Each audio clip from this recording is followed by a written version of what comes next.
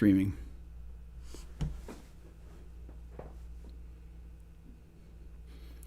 Hey, everybody.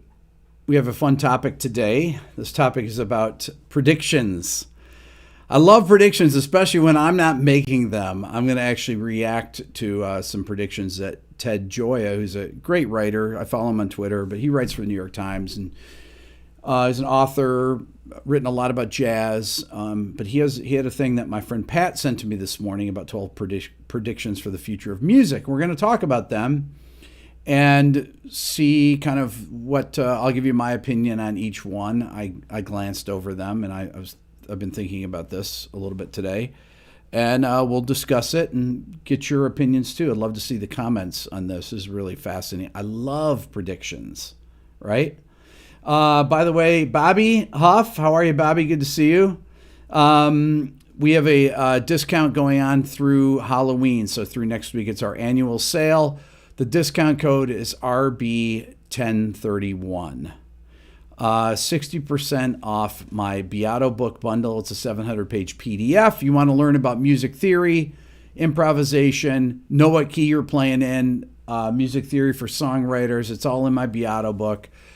And 40% off my Beato ear training course. If you want to learn how to figure out songs by listening to them and going like, oh yeah, I know what that is. Oh, I know what that is. And then you just play along with them like you see me do on my videos that I do on the top 10 Spotify countdowns or iTunes, Apple Music countdowns, things like that.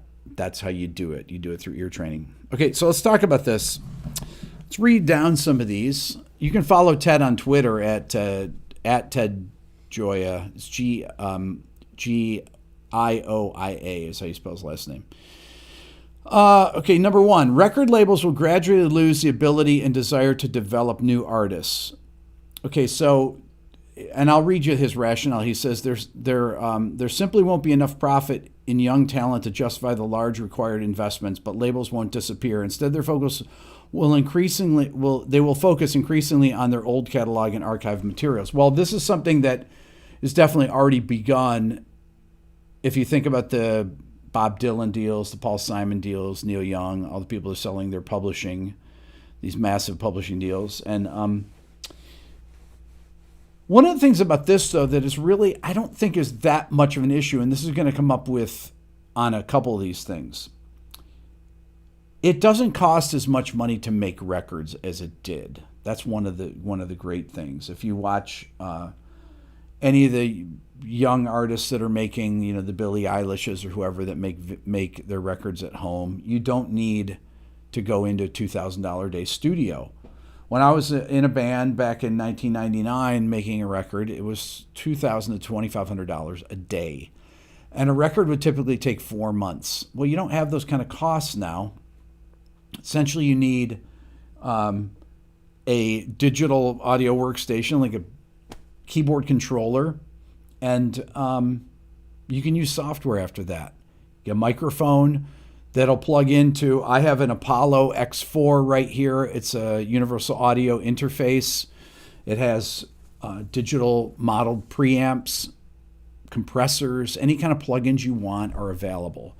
So records cost a lot less money to make. So the idea of there simply won't be enough profit in young talent to justify large required investments. I think this is a trend that's in the movie industry too, right? You see all these blockbusters. They take a bunch of stars or potential stars in these, Justice League movies, things like that, and they make the sequels to them. The movie industry, they don't want to invest large amounts of money in just videos or movies with one particular star like they used to do that. All right, so that's been happening for a while. I don't think that's that big of a deal, but it's definitely happening, and it's been happening for years. Okay, so that's completely true. Number two, more artists will get their big break from web platforms, TikTok, YouTube, Peloton, Bandcamp, than from record labels. That said, even these platforms are less than ideal ways to introduce new artists to curious listeners. So I wouldn't be surprised if a whole new platform emerges during the next decade, an interface that makes it fun and exciting for music fans to hear new music. And he talks about Fortnite, for example, could be a way that people could, or through gaming, Perfect example is Guitar Hero. You guys remember Guitar Hero? That's a game that people used to play. And Billy, do people still play Guitar Hero? Yeah, there's people that still stream themselves playing it. Okay, so people still stream Guitar Hero. Did not know that. And I have friends that are great guitar players like Les Hall that you've seen on my channel. And Les is an amazing Guitar Hero player.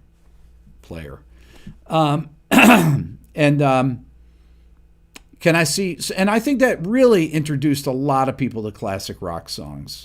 A lot of people to classic rock songs, and frankly, 90s and early 2000s rock songs that were on Guitar Hero.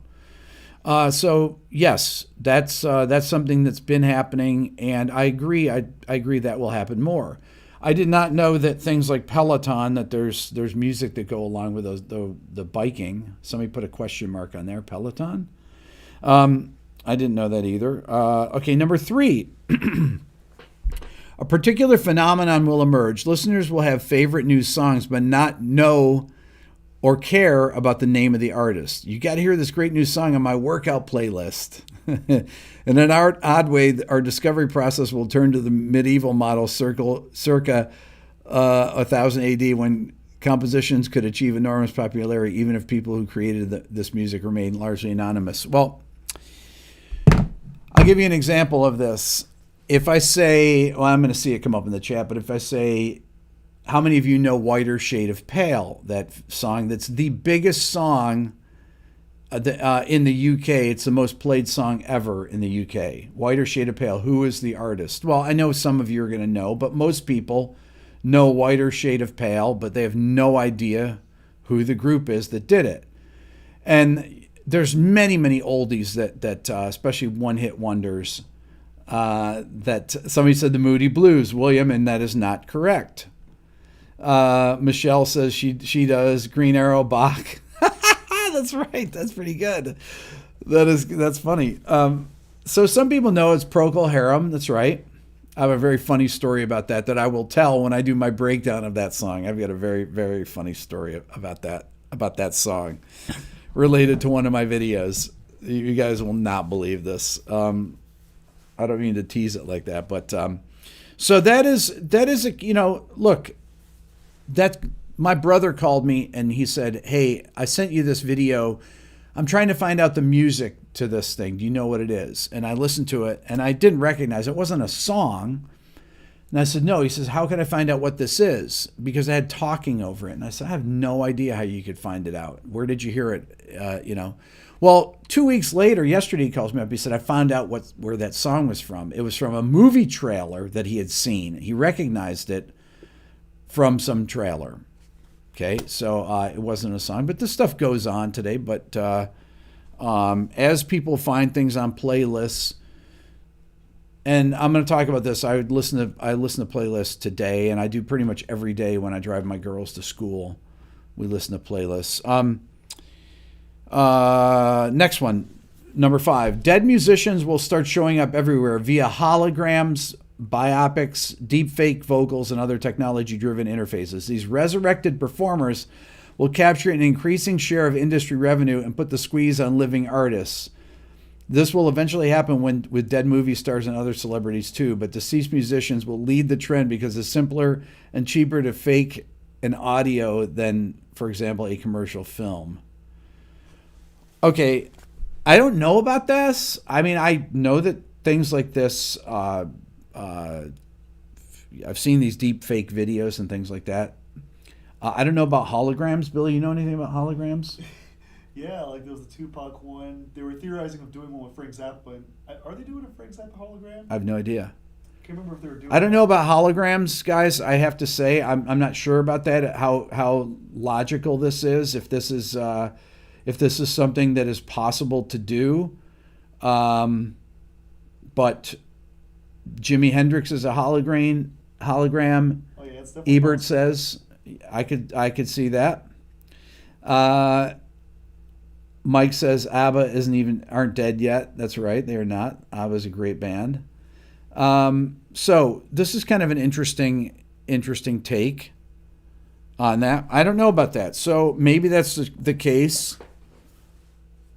That's an interesting thought. Okay, number 7. Exciting new music trends will continue to emerge, but increasingly they will arrive from outside major Anglo-American urban centers that previously determined what songs people heard. He's talking about K-pop.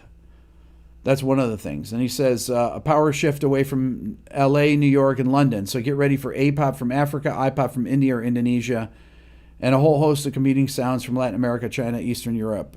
Okay, so, well, that is already happening. Now, how easy is this to happen? Well, the K-pop industry is something that's been built over time. This is not something that just emerged randomly. This is really, these groups are meticulously put together. K-pop has been around forever. I'm not sure that it's how easy it is for these things to just emerge out of nowhere without some type of massive backing or movement behind it. If you think about what's the thing, Squid Game, Billy? Is that Squid Game is the big... Squid Game is the biggest Netflix thing ever, I guess. And Squid Game is from South Korea. So obviously it's happening in movies right now where it's not even the language. My daughter Layla was watching Squid Game, like the first episode. I was like, what is this? And I said, no, you can't watch this. I looked up what it was. I said, you can't watch this, Layla. Turn that off. So yeah, I'm not sure. I don't know about that. That's I don't think it's going to be quite as easy as that. Obviously, you see a lot of Latin music or Spanish-based music that's in these Spotify playlists that I've done, and especially not just in the top 10 viral, but what have we had them in? The global top 50 Spotify playlist. Many Latin songs that are on there. And then we had one Portuguese song that had a title that I don't remember, but everybody said it was something that was bad that I said in Portuguese. But I pronounced it poorly anyways. So we'll see about that. I'm not sure about that. Number 8, meanwhile in the U.S. and the rest of the English-speaking world, the biggest deals in music will be acquisitions of old songs, especially publishing right. The legacy cash flows enjoyed by publishers will make this the last safe haven in the music business. Well, that, of course, is happening, as I talked about earlier. Companies that, like Hypnosis, I think is the one of them. Universal Music Group. So there's a lot of these big publishing companies are making massive deals with these heritage artists or legacy artists, whatever you want to call them, where they're selling their publishing for enormous amounts of money. Bob Dylan, $400 million, with the idea that that this is, that there's going to be value in this for years to come. My old college roommate Doug Sandberg is on here. Hey Doug. Doug says definitely Layla should not watch Squid Game. Ari Aston was told no. Okay, there you go. All right, so Doug says don't watch that. Okay, yes, it's definitely the case that these, it appears like these catalogs are worth a lot of money. I made this video about Jimi Hendrix disappearing. That was the thumbnail, but it was about the popularity of artists comparing one to the other on Spotify playlists by the monthly listeners. And that gives you an active idea as to how many people are actively listening on Spotify, which is a huge platform.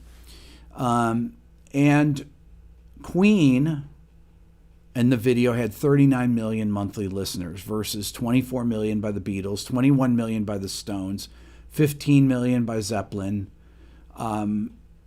So Queen was a far bigger, if you think about that goes right to streams and to money. Billions of plays. So that makes Queen's catalog extremely valuable. So that's a pretty safe bet at this point. When these things were going on, I didn't know if they were, like, are these things really worth that kind of money. Hard to say, but we'll look at it. We'll find out here in the future. By the way, I'll want to announce again here that I've got my annual Halloween sale. This is a big sale that we do every year.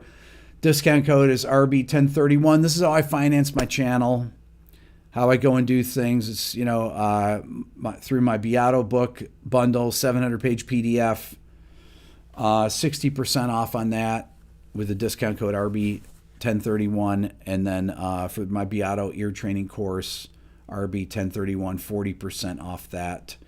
You want to support the channel, want to improve yourself as a musician, this is how you do it. I make educational products. I do sell merch on my store. And if you guys are not musicians, you can always donate to the channel. There's a link in the description there. You can make a one-time donation, or you can become a member of the Beato Club and donate each month. I also have a guitar course, Quick Lessons Pro, that's available on my website as well. So just go to rickbeato.com. Okay, so next one here is 9. The official industry figures will show the music business is growing, but these numbers will be highly misleading. A huge portion of music profits will actually go to tech companies, Apple, Google, etc., who have no interest in reinvesting the cash into the music ecosystem. For example, Spotify will take cash flow generated by music and use it to acquire rights to podcasts, etc. And in general, the music culture will be starved for funds because it now must pay the bills for other businesses. It says, then he talks about Spotify's biggest dream is to get into video and compete with Netflix and YouTube using songs to pay for the cost of achieving this. Okay, so once again, I kind of go back to what I was talking about. It doesn't cost a lot to produce music.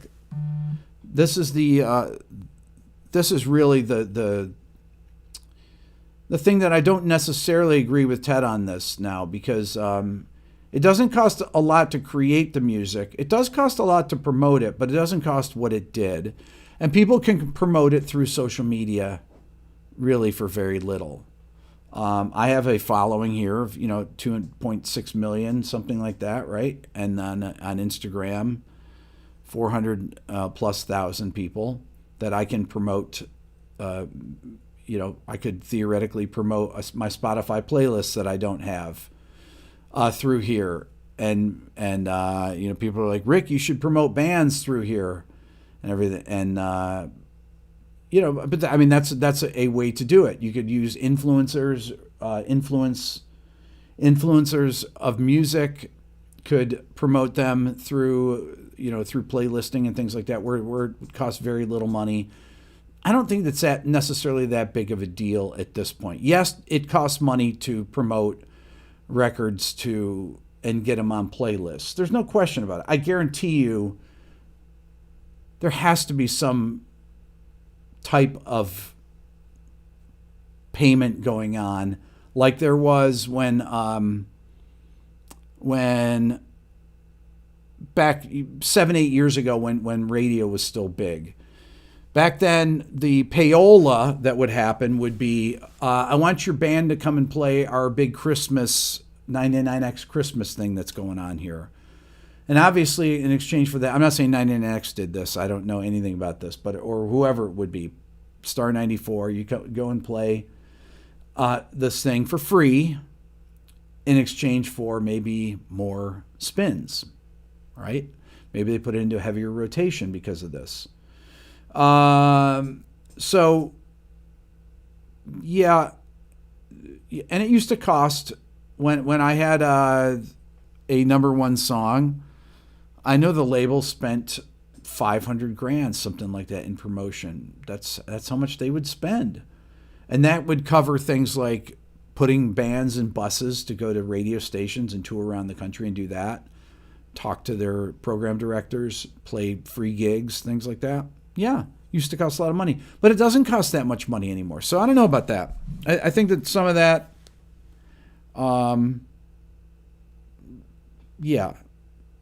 I mean, is Spotify going to go back in and invest in new artists and helping them create their music? No, but they could.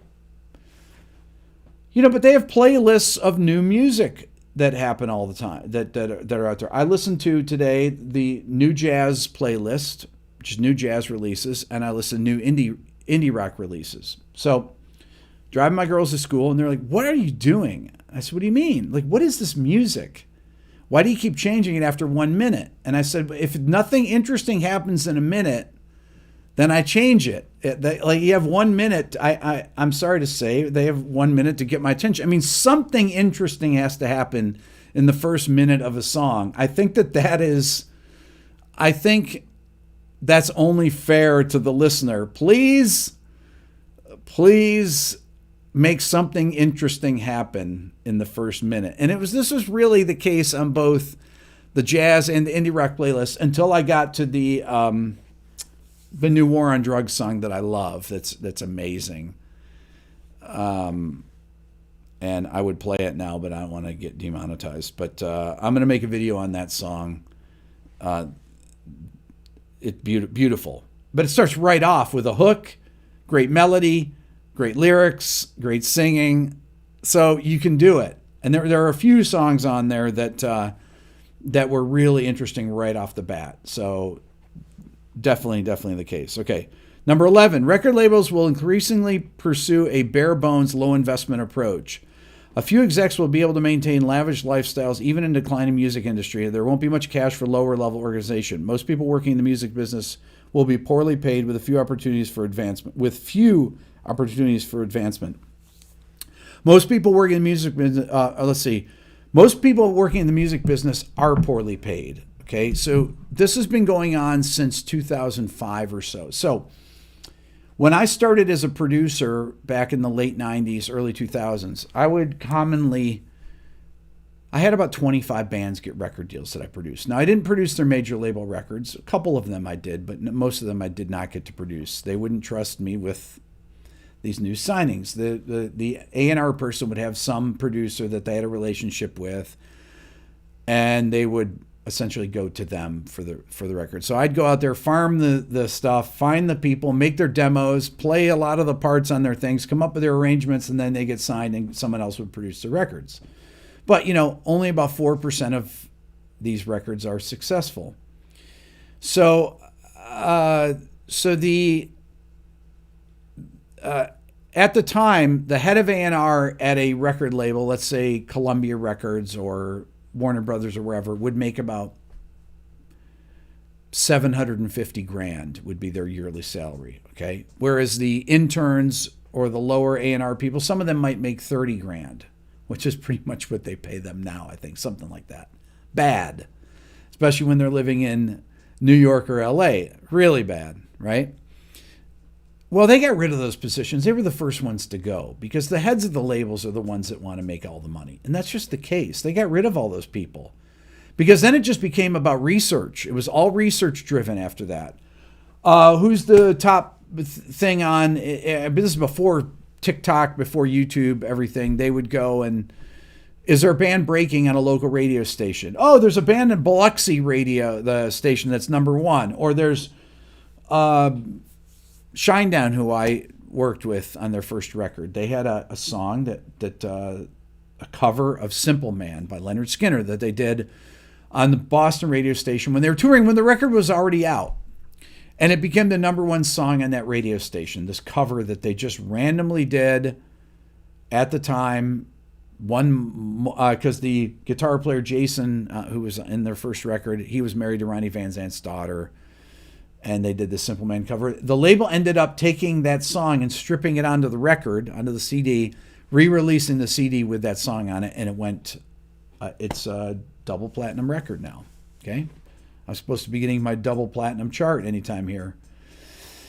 But that was years and years and years ago. So this thing has been going on forever. Those people got fired. A lot of those people got fired 10 years ago or so, and there's very little money in there except for the people that are doing research.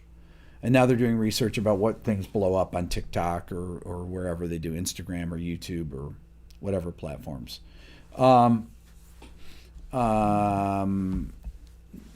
have a super chat. Nicholas says, great book. Do you think rock will ever come back from the underground? Probably, yeah. Yeah, at some point it will. A lot of guitars got sold in the last year, so yes. Okay, number 12, the last one here. It says, but the greatest dream of music execs will be to get out of the music business. They will try to sell NFTs to promote audiobooks or finance biopics to sell music-themed apparel or open music-themed casinos. And who can blame them? After collapsing the economics of the record business, they clearly need a new field to destroy.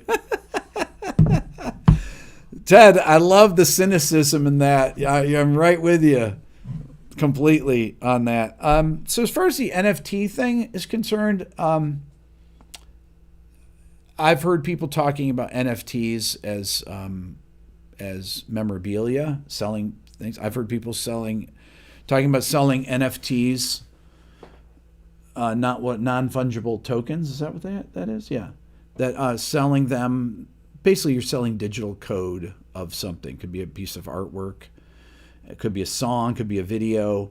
But people could sell their publishing, for example. Let's say you're a band and you release a record.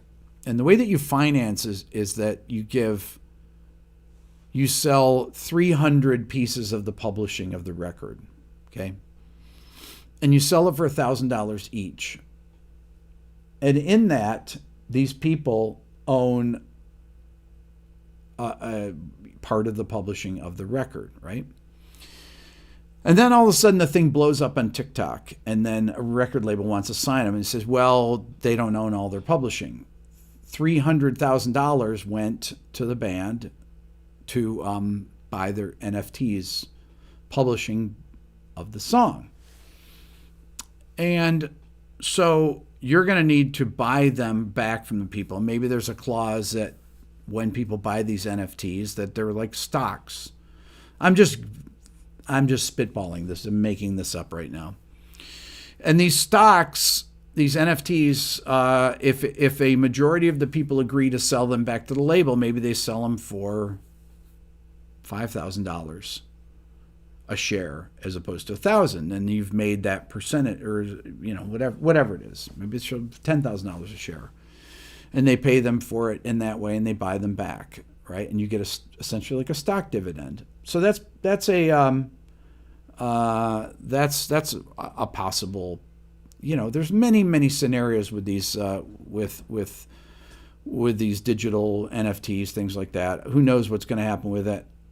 I know that I am past the point where I'm going to be, this is stuff of my kids or Billy's generation. They'll be the NFT generation or whatever else these things are that will be the future of music, publishing, art, and how things will be sold. So I don't know. These are really interesting things to think about here. I thought some of the things are already in place that Ted's talking about. If you don't follow Ted, it's Ted Joya. You can follow him on Twitter. But this is an interesting thing. Like I said, I'm not in the prediction business because, who knows what's going to happen in 200 years. Like I made the video about the writer that said that Neil Young or Paul Simon wasn't going to be remembered in 200 years. And I made the analogy that 200 years ago, nobody knew who Johann Sebastian Bach was. So you never know. And he's the most recorded musician, or his music is the most recorded of anybody's. Steve G says, what about the influence from Asia music? You should interview Marty Friedman from Megadeth about it. Marty and I have talked about doing a video on this and about Japanese pop music. And we are going to do a video on it, but it's hard to make a video with Marty with the time difference between here and Japan. So I will do it. We have been brainstorming about it, and we are going to do that together. So that's a great suggestion. Marty's an old friend of mine, and he sent me a bunch of music that he thought would be interesting to talk about. So we're going to do that. And a lot of people have seen, there's been a lot of interest in that. Anyways, that's it for today. Remember the sale, Halloween sale, RB 1031 60% off my Beato book, YouTube transcription, Instagram transcription bundle, 700-page PDF, or 40% off my Beato ear training. You want to learn how to pick off songs like I do, off records, off Spotify, wherever. Off records, listen to me, old guy here. That's how you do it. You learn intervals. You learn to recognize chords. You learn to recognize chord progressions and chord movement, and you can pick them off. Learn melodies, things like that. You can always support the channel through the donation button in the description or become a member of the Beato Club. You guys are awesome. Have a great rest of your weekend. Share the video. We'll see you later.